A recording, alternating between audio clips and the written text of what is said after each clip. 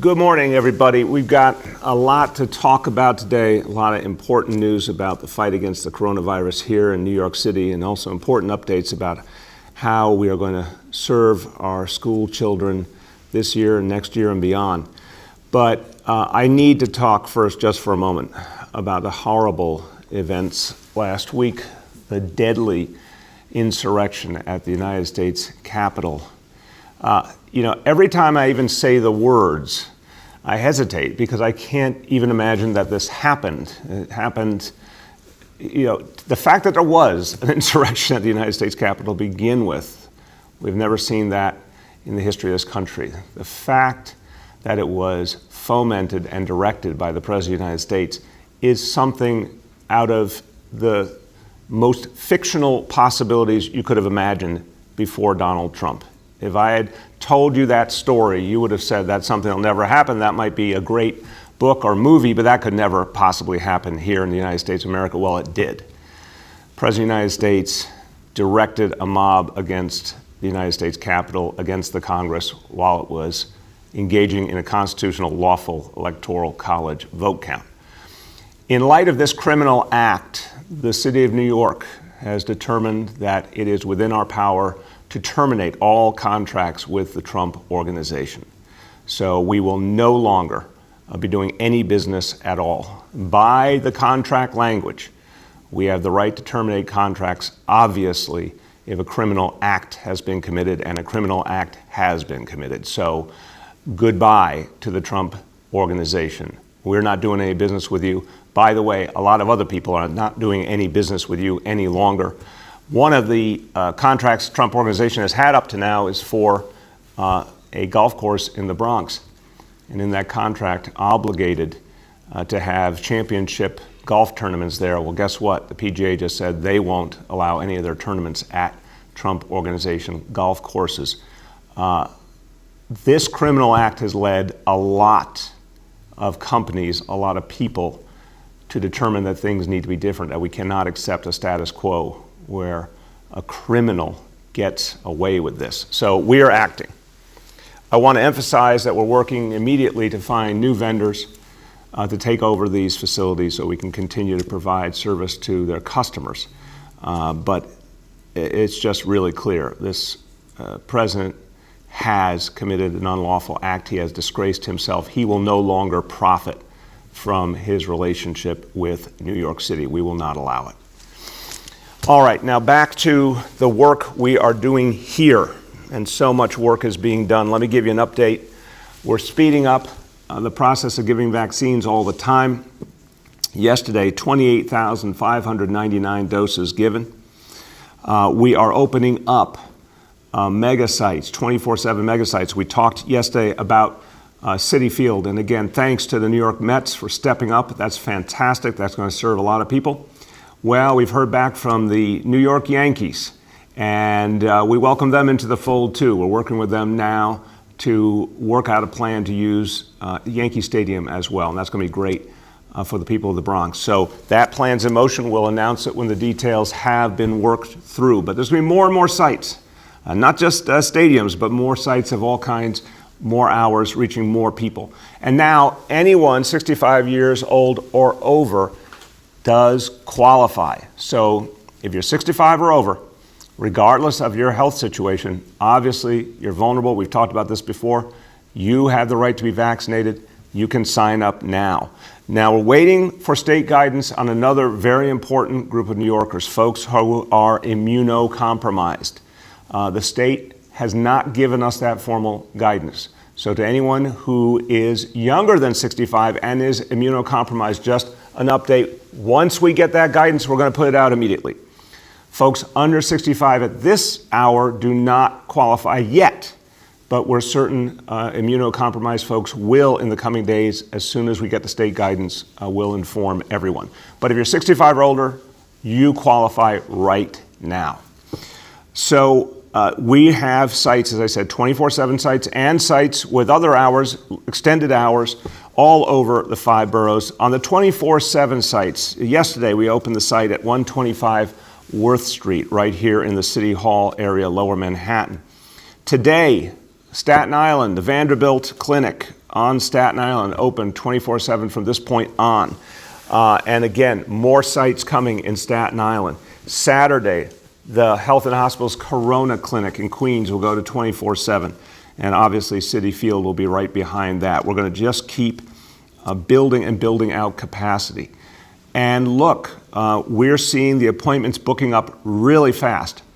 And we keep adding more appointments. So long as we have doses, we add more appointments every day. So keep coming back. There will be times when all the appointments are taken up. When I look at this week and next week, the vast majority of appointments have already been booked. But whenever there's new appointments available, they go up online. So keep coming back to it. But look, the key thing here is we need more vaccine. As we have set up this system and finally won the battle for the freedom to vaccinate New Yorkers, the inevitable has happened.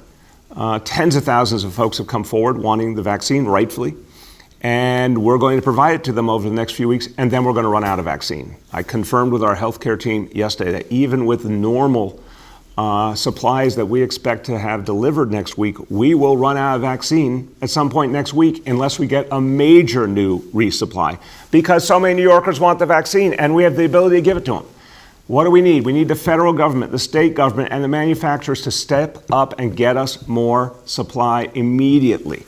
Now look, one question here, and this is a place again where President-elect Biden has been a strong, clear voice, and I thank him. He is pushing hard on the current administration to release more vaccine. He's calling for the release of the vaccine that was held back for second doses. I want to affirm President-elect Biden. He's right.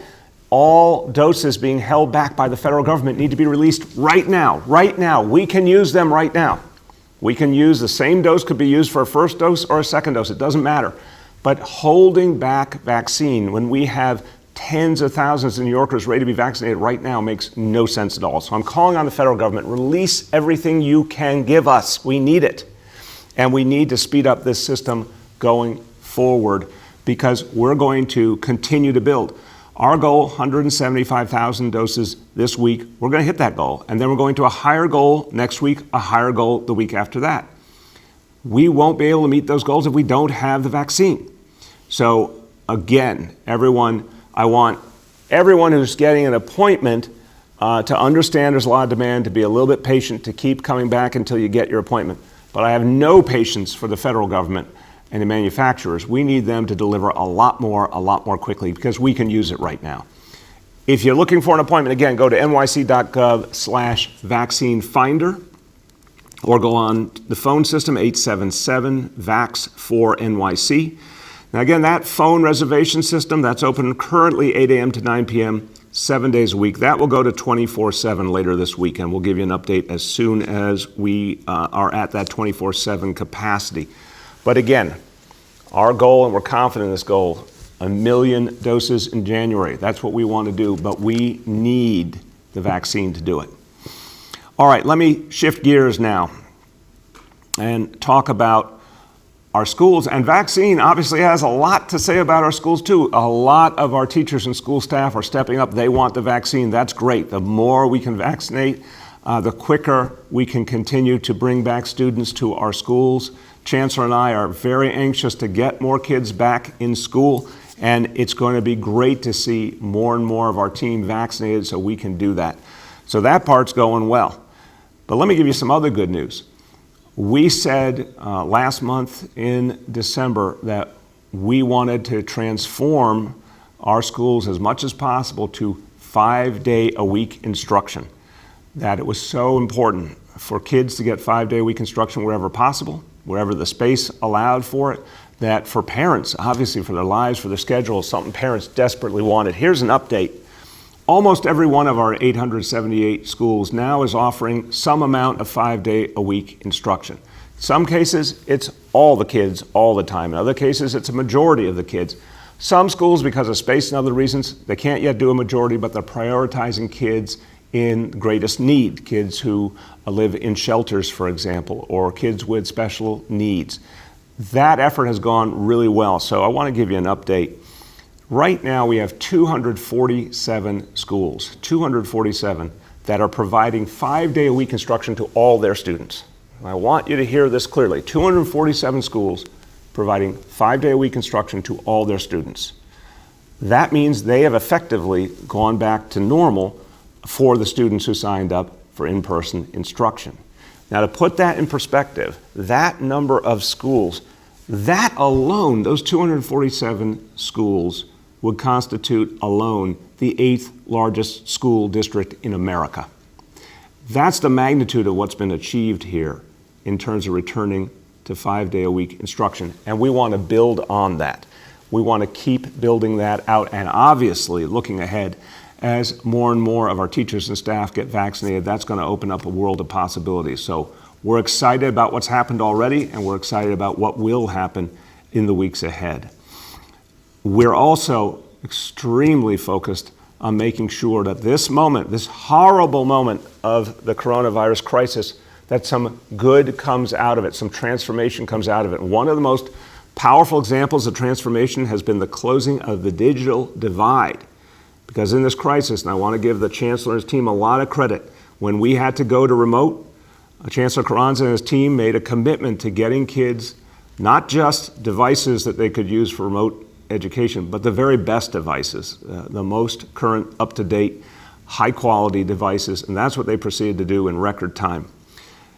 I want to give you an update that now we have 450,000 devices have been delivered for free to the children of New York City to help them with digital learning. 450,000 devices, 50,000 more on the way, and we're going to get those right to the kids who need them. This has been a very successful effort. The scale is unbelievable, and it's worked, and it will continue now through our schools. We're going to give the responsibility to each and every school to keep track of each family and what they need, make sure their devices are working, they have the right service, and if they need something else, to get it for them. So this is going to be an ongoing effort because digital education is going to be crucial, not just this year, next year. We have our 2020 Student Achievement Plan go into effect to close the COVID achievement gap. We need to make sure our kids have the right technology. Each school will follow through on that mission with each family. Now, another important update, and this comes to the point about serving all kids the best way.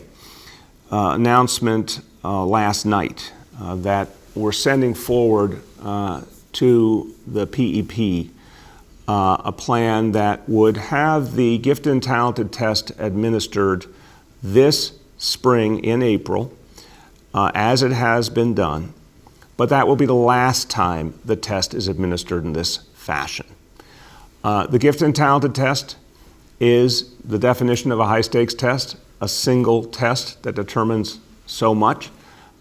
This approach to testing is not something I believe in. It's not something the Chancellor believes in. It's something that's caused a lot of frustration for so many families.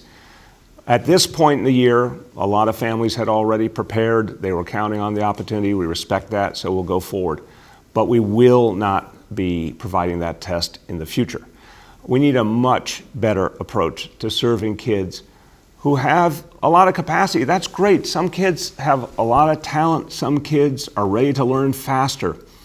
But that's a lot of kids, a lot more than are benefiting currently from the very small amount of gifted and talented programs that exist. You know, the Chancellor spoke about the fact that next year we're going to be doing a lot more individualized education for all kids. We're going to be using the new digital tools to allow teachers to do so much more. That's also going to allow us to reach kids with a lot of talent and tailor-make the approach for them. So we're able to do some very new and more powerful things to help our kids and to help a lot more kids. I guarantee you there's a hell of a lot more kids who have talents and abilities and the need for special opportunities than just the few who have been in gifted and talented to date. So we're going to have an intensive public engagement process through the spring and into the summer to really work with stakeholders of all kinds, parents, elected officials, community leaders, obviously our PEP, to think through what's the right approach for the future. It will not be a single test, and we think we have an opportunity to do something so much better that can reach so many more kids. But we're going to work closely with stakeholders to get this right, and then we'll announce the new approach by September. Okay, let me give you an update on another topic, and this one is one we're all focused on. We are all concerned about how we bring New York City back and how we bring New York City back strong.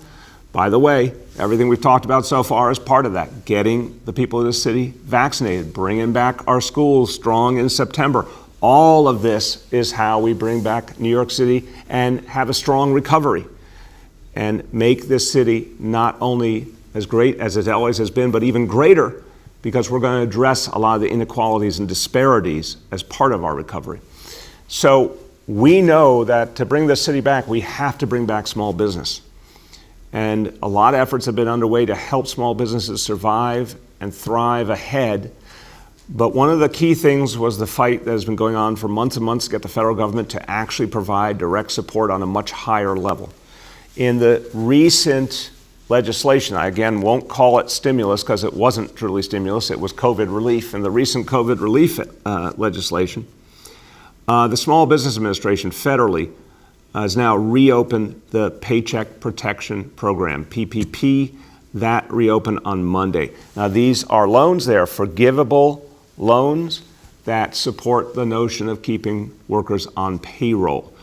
And this now has been an allocation of $284 billion for small businesses. We want to make sure every small business that wants to participate is able to. We want to make sure New York City gets its fair share. We want to make sure this process works for small business. So our Department of Small Business Services has created an approach to help any small business any small business owner who needs help getting through the process, applying. We now can help them through our City Department of Small Business Services, and we can help them in English and Spanish and Chinese and other languages. There'll be an outreach effort to small business to let them know this help is available. And anyone who wants to be a part of it, we're calling it the Fair Share Program because we want New York City to get our fair share. We want our small businesses to get their fair share. Anyone who wants this assistance, small business owners who need this help, can go to nyc.gov/PPP, or you can call the Small Business Services Hotline, 888-SBS-4NYC. Want to make sure that help gets to people who need it. And again, all of this contributes to our recovery, but nothing more important than getting the maximum number of people vaccinated as quickly as possible. We need the federal government to help us to do that. We need the manufacturers, we need the state, we need everyone to get us the vaccine we need so we can do that. And that brings us to our indicators.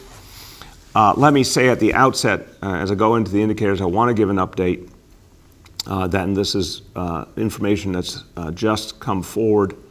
So we've got the latest information on testing, and the state of New York has reported across the state 12 new cases of the coronavirus with the variant from the United Kingdom present.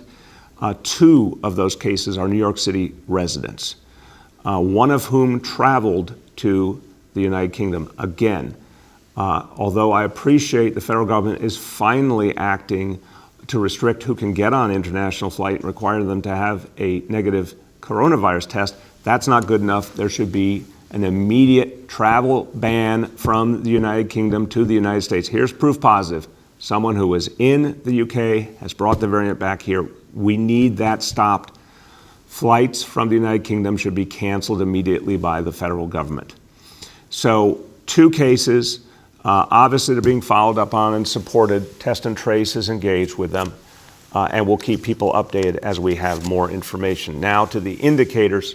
1, the daily number of people admitted to New York City hospitals for suspected COVID-19. Today's report, 279 patients, obviously way too high. Hospitalization rate per 100,000 is 4.62. Again, amazingly, our hospitals continue to hold and do very well, but those numbers are daunting. We have a lot of work to do. Number one thing we can do is get people vaccinated. On current new cases, 7-day average, 4,855, also way too high, and the percentage in New York City residents who tested positive, 7-day rolling average, 8.39%. We know what we have to do. We have to stay disciplined in the meantime, follow all that smart health guidance we've gotten time and again, get vaccinated, and this is the last big battle against the coronavirus. We just need to be tough and see our way through it. few words in Spanish. Cientos de miles de neoyorquinos ya pueden recibir la vacuna y se la vamos a dar tan pronto nos llegue. Ahora tenemos más centros para vacunar y los que pueden deben hacer su cita hoy mismo. Estamos dando grandes pasos para recuperar nuestra ciudad y vamos a seguir en marcha hasta llegar a la victoria. With that, let's turn to our colleagues in the media, and please let me know the name and outlet of each journalist. We'll now begin our Q&A. As a reminder, we're joined today by Chancellor Carranza, by Dr. Mitch Katz, by Dr. Dave Choksi, by Dr. Ted Long, by Commissioner Janelle Dorris, by Corporation Counsel Jim Johnson, and by Senior Advisor Dr. Jay Varma. The first question today goes to Christina Vega from Chalkbeat. Hi, Mayor. Thanks for taking my question. My first is, you've promised community engagement in the past on issues regarding school integration and segregation with the SHSAT and with gifted, and we've seen that it hasn't really happened. So what's going to be different this time? We're committed to getting it right. Clearly, this is a process, Christina, that the Chancellor and I were expecting to engage in the course of this last school year, and we've seen everything disrupted, obviously, by the coronavirus. We got the report from our commission. We were going to follow through with school communities and have a process. Look, I think the Chancellor and I would both say that we've learned from times when we did things well in terms of that engagement. We've learned from times we didn't do that engagement well enough, and certainly with specialized high schools, we did not. That was our mistake. But in this case, we have a very clear timeline. From this point through to the end of the summer, we'll go through that engagement process for a new vision, and we'll have that formulated by September, and then we'll act on it in September. Go ahead. Thanks. And you have appointed a committee to look at these issues that have proposed different ways forward. There's well-established advocacy on both sides when it comes to what to do about G&T. So what do you think you'll learn or hear that you don't already know or that you haven't already heard? And with all the pressing issues facing schools, just given COVID and the response that's going to require to help kids catch up this year and next, why is it important to dedicate more time to this issue? Thank you, Christina. I'll start and I'll turn to the Chancellor. Look, do we know everything there is to know already on any topic? No, I assure you, there's always good ideas and possibilities that we haven't thought of. But there is, you're right, already some good proposals on the table. What we need is that engagement process. We need to work with parents, with CECs, with PTAs. We need to work with the PEP. We need to work with elected officials. We need to get out there and really talk through the possibilities and figure out the one that makes the most sense. We want something sustainable. It's really important to get it right, but I think the reason that this becomes so timely additionally is the Chancellor and I are fully committed to doing something very different starting in September with a more individualized approach to education, with a greater use of digital options to augment the work of our classroom teachers. We actually have a moment where it's really right to reevaluate how we help talented students, because instead of saying, oh, we're just going to help a very small number, we now can do something much bigger. I want to just offer these numbers because they are staggering, and I think all New Yorkers should hear them. How many kids do we have in kindergarten typically? About 65,000. How many apply and take the G&T test? About 15,000. So right there, 15,000 means 50,000 kids we're putting aside right there. So now 15,000 take the test, of whom 2,500 get a seat. Do you really believe out of 65,000 kindergartens in the city, only 2,500 are quote-unquote gifted and talented? That's ridiculous. Many, many more have all sorts of gifts and talents, and they deserve opportunity, and we need to re-envision this system. So since we're going to be doing more individualized instruction anyway, what better time to rethink this approach? Chancellor. Thank you, Mr. Mayor and Christina. I would just also remind folks that we did have a very robust engagement process around the screening and the screens issue, which went through the summer and into the spring. And of course, that led to some policy announcements as well. Look, the research is clear. There is no question about what good instruction, good pedagogy looks like for enriching students and serving students that are academically exceptional. The jury's not out, but this is a public school system. So as a public school system, we must engage the public in the decisions that will impact children in the public school system. And what the mayor and I are talking about is engaging in a process to do just that, to bring people to the table, to have a conversation about what the research says, to understand what historically folks have wanted in our school system, and through that engagement process, then reach a point where we take the research, we take the best practices, we take the input that's been given, and everyone has at least a piece of that conversation when public policy is made. We think that that's a much better approach rather than just saying the research is clear, so this is what we're going to do. Again, it's a public school system, so the public should be involved in the conversation around the policies that are implemented. Thank you. The next is Andrew Siff from WNBC. Good morning, Mr. Mayor, and everyone on the call. With regard to the cancellation of the Trump Organization contracts, why are you so confident that you have the legal authority to do this? All kinds of contracts are binding unless there is a confirmed crime or confirmed improper activity. So before any of that is even formally alleged, how are you so confident? I'll start and I'll turn to our corporation counsel, Jim Johnson. Andrew, we all saw a crime committed live on TV. Come on. It's quite clear the President of the United States committed a criminal act. He directed an insurrection against the United States Capitol, period. That's criminal. That's treasonous. Clearly, the Congress understands that and is acting on that right now.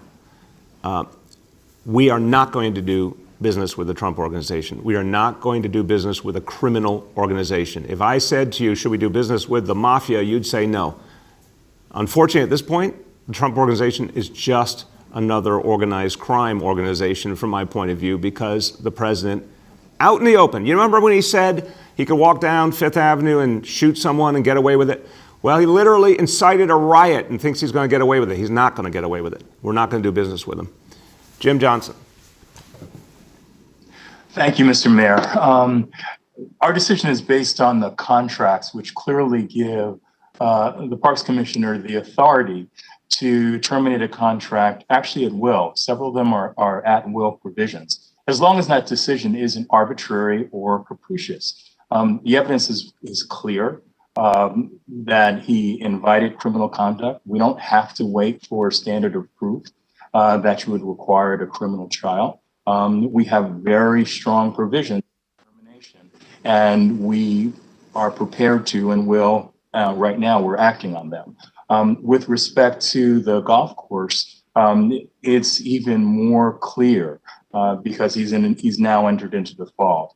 One of the reasons that he was given that contract was his ability to track major golf tournaments. With the cancellation of his contract with the PGA last weekend, we're entitled to and are invoking our provisions, our right to declare him in default. So the language is clear, the conduct is clear, and our basis for moving forward is well-grounded. Go ahead, Andrew. As a follow-up, a few minutes ago, Eric Trump provided NBC News the following statement: "Yet another example of Mayor de Blasio's blatant disregard for the facts. The city of New York has no legal right to end our contracts, and if they elect to proceed, they will owe the Trump Organization over $30 million. This is nothing more than political discrimination, an attempt to infringe on the First Amendment, and we plan to fight vigorously." Any response to that? Sure. I really don't listen to the words of treasonous people. Eric Trump's right there with his dad supporting acts of treason against the United States of America. So what's clear is we have the legal right to act, and we will prevail. He needs to take into account that what happened here was criminal. What happened in Washington, D.C. at the Capitol, the president's efforts to direct an insurrection against our government is criminal and treasonous. We do not do business with criminals, period. Go ahead. The next is Juan Manuel from New York One. Good morning, Mr. Mayor. I have a follow-up from my former colleague, Andrew Schiff.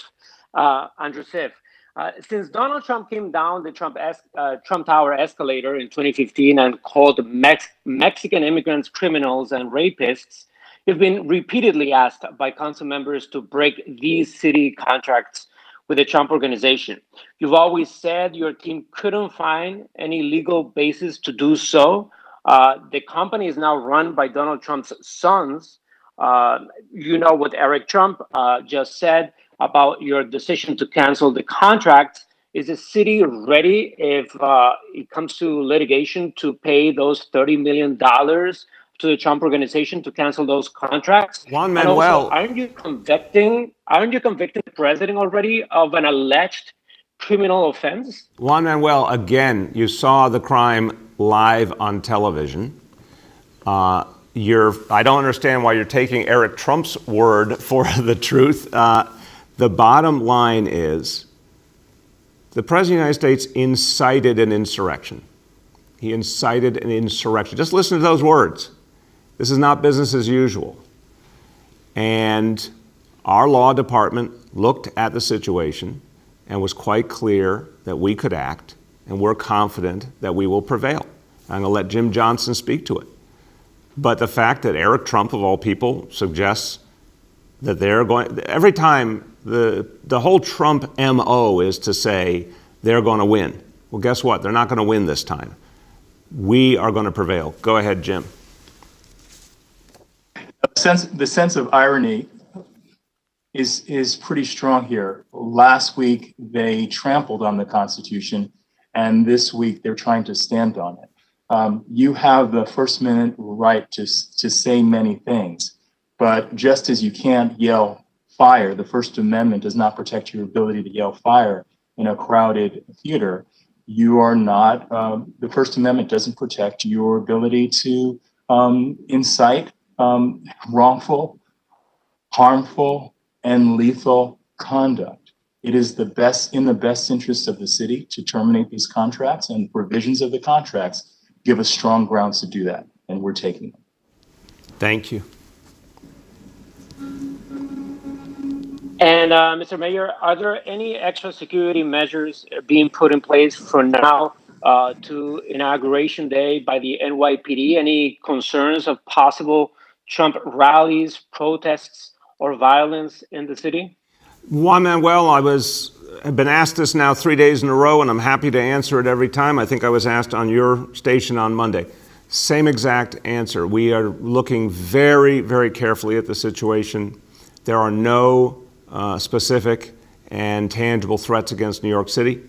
If anything emerges of any substantial nature, I'm going to make sure we announce it. Our focus right now is on the problems elsewhere. Obviously, Washington, D.C., central concern, and we're supporting the Washington, D.C. Police Department and their efforts. And then the threats posed to state capitals around the country. Those look very real. But no specific threats directed against New York City. We are absolutely ready, if one emerges, to move the resources in place to address it quickly. The next is Marcia from WCBS. Good morning, Mr. Mayor. How are you doing today? I'm doing well, Marcia. How are you? I'm good, thank you. So I want to follow up on the questions that you've been asked about President Trump. You just a few minutes ago, compared his organization to organized crime and to the mafia. Those are really strong charges. Do you really believe that? Yeah, we saw him live on TV incite an insurrection. I mean, what do you got to see to be convinced that someone's acting in a criminal fashion? It's treasonous. And I'm sorry, that's absolutely unacceptable. It is the right comparison. Go ahead. So I wonder what the symbolism is for New York City to slam the door on the Trump organization and slam the door on somebody who's been one of the most famous or infamous native sons to New York City. He's disgraced in his own homeland. I mean, just thoroughly disgraced. He's been rejected now twice overwhelmingly by the people of his own city, overwhelmingly. And now he commits an act of treason and incites an insurrection. I mean, come on, this goes beyond any notion of tragedy and goes much farther than that. This is someone who unfortunately has, for New York City, he has dishonored New York City by his actions. And he also chose not to live here anymore. He's a Florida resident now. Look, what we saw in Washington, D.C., I don't think in a million years, Marcia, you or I could have imagined a president of the United States doing that. It was literally beyond anything we've seen in our history. We should never, ever see it again. It was treasonous and unacceptable. And he is being treated as a treasonous individual by leaders of both parties, by companies, all over this country. People are speaking out. New York City will not do business with someone like that, period. The next is Amanda Eisenberg from Politico. Morning, Mr. Mayor. How are you? Hey, Amanda, how you doing? I'm well, thank you. So I spoke with a 79-year-old yesterday. She lives in Manhattan. She took the subway to Bushwick to get vaccinated. When she arrived, she had an ID number and a confirmation for her appointment. It turned out that that information came from the state and not from the city who was running that site. So she was in line. They moved her to a different line. And again, she's 79. And the people who are working the site from the city encouraged her to go home and re-sign up. She insisted that she wait since she had the appointment. 3 hours later, she was able to go home with a vaccine, but no follow-up appointment for her second dose. I know Dr. Choksi spoke a lot about some of the problems yesterday. I wanted to bring this to your attention and get your feedback on how do we avoid these things happening, especially with people who are older and might not be able to wait in line for 3 hours and have to stand on their feet. Yeah. First of all, I'm very sorry that happened to her, and we absolutely want to fix that. It's the first I've heard of anything like that, Amanda. That's not acceptable. We need to fix that. And if you'll be kind enough to make sure Dr. Choksi's team gets her contact info, we will definitely make sure she gets her appointment for the second shot. Thank God she did get the shot eventually. But no, look, if there's any problem like that where someone legitimately signed up and we need to just cut through the red tape and get them the shot, we will get them the shot. That's the bottom line. And we'll look to see if there's anything we have to fix in terms of the systems. But what I'm hearing overwhelmingly is people are getting to the vaccination centers and getting their shot at the time and around the time when they were scheduled to do so. But I don't want to see someone like that turned away, obviously. We have to be smart and just get someone in need the shot they need. Go ahead. Great, thank you. And I also wanted to get back to this the COVID variant strain that you mentioned earlier. So we have 2 new cases in New York City. Are you hearing from your health department to sound the alarm bell about having people stay closer to home, maybe not travel to their office, with the understanding that if this variant were to spread, something like what happened in the UK could happen here, where we have hundreds or thousands of people with this variant and the hospitals get overwhelmed again? It's a real concern, Amanda. I'll start and I'll turn to Dr. Choksi and Dr. Varma. I'm very concerned about this variant. This is why we need a travel ban immediately. Again, I appreciate that finally, and I've called for this months ago, there's federal action on ensuring that anyone who gets on a plane has a negative test. But in the case of the UK, that's literally not enough. We need those flights canceled, and we need a travel ban until the situation is greatly improved. I am very concerned about this variant. You know, we're just at a point now where we have an opportunity to turn the corner because of the vaccine, and now we have this new challenge. I would absolutely urge people who are vulnerable to be very, very careful. And I'll have Dr. Choksi talk to this. Anyone who's older, anyone who has pre-existing conditions should really limit their movements, should only do the most essential things. With this new variant, it's another reminder, if you're one of the folks who's vulnerable, don't take chances. Let's get you vaccinated, but until you've received both shots, don't do business as usual. Stay safe. Stay close to home. Dr. Choksi, then Dr. Varma. Thank you, Mr. Mayor, and thanks, Amanda, for this important question. This variant, which is known as the B117 variant, sometimes called the UK variant as well, we have heard, as you know, that the variant has been found around the world, but increasingly now around the United States as well. There are over 10 states that have reported cases of that B117 variant. Given that we do have that increasing number of cases, both in the US and elsewhere, on the one hand, it's not surprising that it has been identified in New York City. And I think my clear core message is that it should compel us to be even more vigilant about the precautions that we can take, both to protect ourselves as well as to protect others. The mayor has spoken about this. You've certainly heard from me the importance of the 5 actions that all New Yorkers should be taking. That's staying home if you're ill, washing your hands frequently, getting tested, wearing a mask, as well as keeping your distance. Those become even more important when we do have this more infectious variant that is circulating. The other thing that I will say about it is that there's no evidence that the virus, that this variant of the virus causes more severe illness or mortality. But the fact that it is more infectious means that it is all the more important for the people who are most vulnerable to those severe outcomes to take the steps that they need to protect themselves, and for all of the rest of us to do those 5 actions that I mentioned.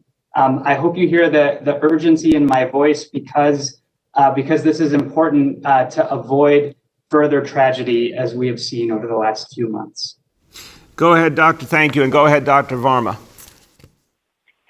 Yeah, thank you very much. And just to reemphasize what the commissioner has just said, this is a very urgent and real concern, not just here in New York City, throughout the United States and throughout the world.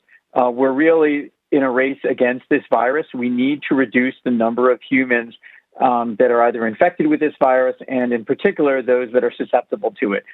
That's how viruses get a foothold and mutate, by replicating inside humans, and then new variants like this emerge. So in addition to what Dr. Choksi has talked about in terms of the individual measures that people really need to double down on, we again want to reemphasize the importance that when your turn in line comes up to get vaccinated, it's important to do that. There was some theoretical concern that people who are immune compromised may be, more likely to have mutations arise, or people who are vulnerable if they're more sick. So again, very important to prioritize them to make sure they get vaccinated and protected. And to again reemphasize what the mayor has said as well too, we are connected to the rest of this country. We need the rest of this country also to be taking restrictions and actions to keep infections down. And we need to limit our movement across those different places, both across the country and across the world. And anytime people do move, they need to make sure they're observing the rules about getting frequently tested and staying away from people for the recommended time. Thank you. The next is Emma Fitzsimmons from the New York Times. Hi, good morning, Mayor. Hey, Emma, how you doing? I'm good. So I took a look at the contract with the golf course. It's 450 pages long and super complicated. And your statement this morning referenced the fact that it'll take months to disentangle from this relationship. Can you tell me why this one will take longer? And are you saying that your argument on this contract, the golf course, relates to the loss of business and not criminal activity in particular? I'll have our Corporation Counsel, Jim Johnson, speak to the details. The central point is we're going to terminate these contracts and get the Trump organization out of work with New York City as quickly as possible. It takes a little longer with the golf course, but we're going to get that done. And again, focus on getting new vendors in so folks who receive these services can continue to have those opportunities. Jim, go ahead. Sure. Emma, thanks for your question. It's important for us to be clear. The contract involving the golf course has within it a provision, and what basically it's for default. And one of the things that was very important when we entered into this contract was the expectation that it would enable the city to attract a major golf tournament. Well, last weekend, the PGA canceled their relationship with the Trump organization. It is not foreseeable that either they will re-up that relationship or that any other golf tournament will want to associate itself with the Trump organization. They are therefore in default. We will be serving them with notice of default. And there are a couple of steps that have to be taken before we can completely unwind this relationship. And we've started those steps. Go ahead, Emma. Okay, my next question is about the vaccine rollout. I've been hearing from a lot of people who are frustrated trying to get an appointment. I helped my own father get an appointment in Texas recently, and it was quite aggravating. Are you worried that New Yorkers without online literacy or good internet, who are working long hours and maybe don't have time to sit on a website and refresh it all day or call repeatedly, are you afraid that these people are going to get left behind? I'm definitely concerned, Emma, that the process, if it's a difficult one for people to engage, that we may have people get frustrated by it. Definitely understand that. And we don't want it to be difficult. In fact, we're working every day to make it smoother and quicker. We're going to 24/7 with that hotline. And again, just so everyone hears it, 877-VAX4NYC. That's going to be 24/7 by the end of the week. We started a week with 750 customer service reps on that line. We're going to keep adding. There is a wait time, that's for sure. But I want to emphasize, we're not a patient people in New York City, but the wait time has been between 10 and 15 minutes on average. So we want to bring that down, but it is something that people can generally manage. But this is all, to me, that's the small part of the problem. When I think about what's going to frustrate people, it's most frustrating when there are no appointments available. And right now, if we don't get more vaccine, there literally will not be appointments available after the next couple of weeks. We must get resupplied on a much higher level. The more we get, the more we can expand our sites and the hours of our sites. So I think that's the central question. Clearly, I agree with you. I do not want to see folks, especially some of the most vulnerable folks, lose faith and not go to the effort. So we have to keep making it simpler all the time. But our deepest problem is we might have the most beautiful reservation system in the world, but no vaccine to go with it. And that's where the federal government, the state government, and the manufacturers really need to step up. Go ahead. We have time for two more for today. The next is Jessica Gould from WNYC. Hey, I wanted to actually follow up on what Emma just said. I also am trying to help boomer parents navigate the systems. In addition to the phone line, is there a way to streamline the website so that you're not then asked to go one by one to all the different places and check their availability? Yeah, I'm going to call in Dr. Long on this one because he's been doing so much of the work in terms of how we're reaching out to communities and connecting with communities, and I think he has a really good sense of the people that we are serving. But yeah, I want to see it continue to streamline. We need to make this as simple as possible. Understanding, Jessica, that because it's really important, we ensure that the folks who are going to get the vaccine are qualified to get it, that they are New York City residents or people who work in public service in New York City, that they are within the right age groups, et cetera. That is always going to be a challenge because it requires a certain amount of questions to clarify that, and there are other legal requirements that have to be met according to the state. So there is something there that's a challenge under any scenario, but we want to keep working to make the website experience smoother. Dr. Long, you want to speak to that? Yeah, it's a great question. And one of the things that's been very helpful to us is moving forward here. We've gotten a tremendous amount of feedback from New Yorkers about how to make this experience more streamlined for them. or for their parents, and what some of the barriers would be for them being able to schedule appointments. I'll mention a couple here that I've been taking notes on after talking with people. And this is what my patients tell me in the Bronx too. One, my patients that work at night, they want to get their vaccinations at night. So to surmount that barrier, we now have 24/7 access to the vaccine in the Bronx and in Brooklyn, and this week in every single borough, today in Staten Island. And I'm proud of our ability to offer that to everybody, including my patients, to remove that barrier. In terms of the website and being able to schedule appointments, some of the things that we've heard about is one, not everybody has the internet. And I have patients that are above 65 that have a flip phone. They do not have smartphones and they do not have internet. So I'm happy to be able to tell them now that they can call 877-VAX for NYC, which has extended hours, hundreds of operators, and make their appointment over the phone. That helps them to remove that barrier that otherwise would disallow them to be able to make an appointment. Another thing we've heard feedback on is wanting to have a language access. So we have a language line that's incorporated into the call center now, so we can speak to you in any language that you speak, so that we can be able to surmount that barrier and make the appointment for you.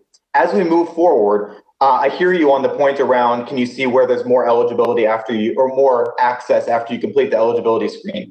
That's something we're making updates on now. And if you have more feedback, now is the time to tell us. And this goes to anybody listening to me now. We're completely committed to making this accessible to all New Yorkers. That's why we have 24/7 access, why we have a call center, why it speaks many languages. It's based on what you've told us, so continue giving us good feedback, and we're committed to make those changes. So thank you. Thank you, Doctor. Go ahead, Jessica.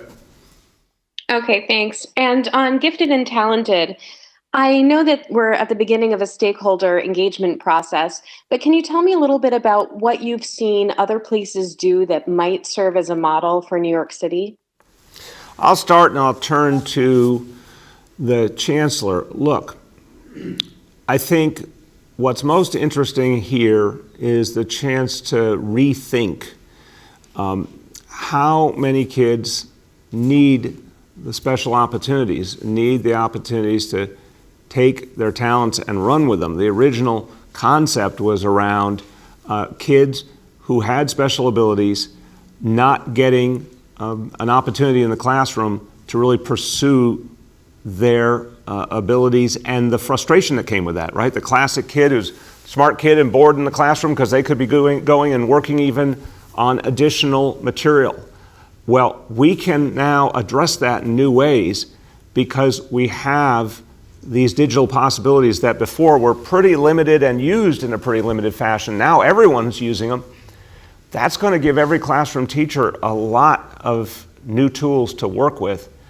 And again, these numbers astound me, how few kids right now get access to anything called gifted and talented, when there's obviously many, many thousands more kids who in many ways are gifted and talented and deserve it. So I just want to lay that foundation before turning to the Chancellor, that I think there's a very different way to think about this, and this moment in history has actually opened our minds to those possibilities, and because we're seeing it play out right now in education in this city.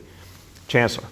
Yeah, thank you, Jessica, and thank you, Mr. Mayor. So I can tell you what the vast majority, in fact, every school system I've worked in, don't do. They don't give a single test to 4-year-olds and then set them on a path to gifted and talented. That just doesn't happen. So what we've seen be very effective, there's a very powerful quote that I share with my community every year. And it's from a 6-year-old child that says, "My teacher thought I was smarter than I was, so I was." That's the foundational cornerstone of what we're talking about, that there are children in New York City who have the capabilities, and they don't always develop at the same time, but have the capabilities to do more enlightened work, much more difficult work. But you don't do that by putting them in a special program and saying only these students get to do those kinds of assignments or those types of experiences. So being able to provide that kind of an experience for a broader selection of students while you're uncovering those unpolished gems, if you will, is part of the pedagogy that we're talking about. The silver lining, if there is any silver lining to this pandemic, has been that, as the mayor has mentioned, we've bridged the digital divide. There is more Wi-Fi now for our students. There's more capability that our educators have developed and that our students have developed and that our parents have developed to be able to use resources in a digital world much more effectively. So part of this reimagining is how do we capture those kinds of practices, make them available to a greater swath of our students, and then make sure that as we're individualizing the learning for each one of our students, we're doing that with the eye towards what that student said about their teacher. The teacher thought the student was smarter than they were, so they were. So how do we make that part of what we see as serving all of our students rather than just a program based on a single test? Amen. Go ahead. Last question for today goes to Matt Troutman from Patch. Hey, good morning, Mr. Mayor. Hey, I want to Matt. circle back. Hey, how's it going? Good. How you doing today? Not bad, not bad. Hey, I want to circle back to the UK variant. I want to get some more information about the cases, specifically where these cases are within the city by like neighborhood level. Any more information on like when these were identified and just anything at all? Great. Thank you. Dr. Choksi, you want to speak to that?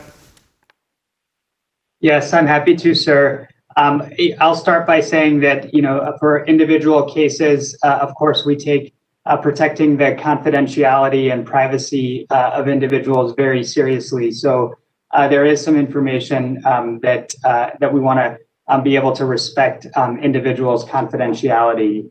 But what I can say about the two cases is that one is a resident of Manhattan, the other is a resident of Queens.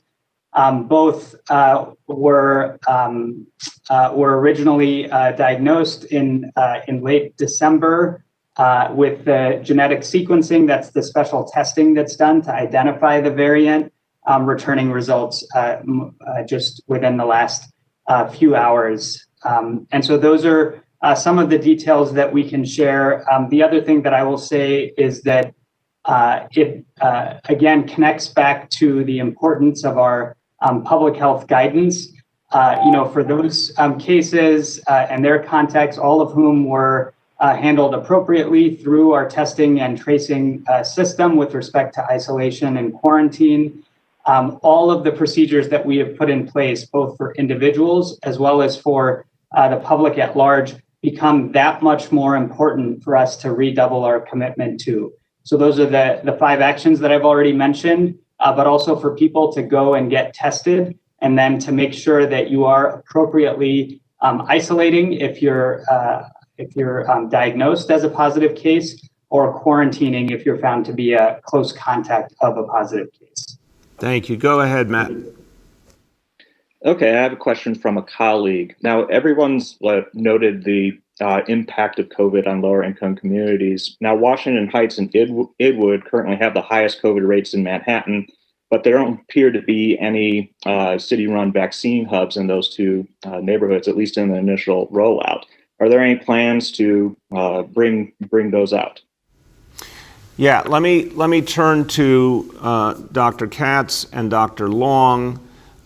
We absolutely, let me be clear, we have been building out sites constantly, and we're building out the hours of those sites.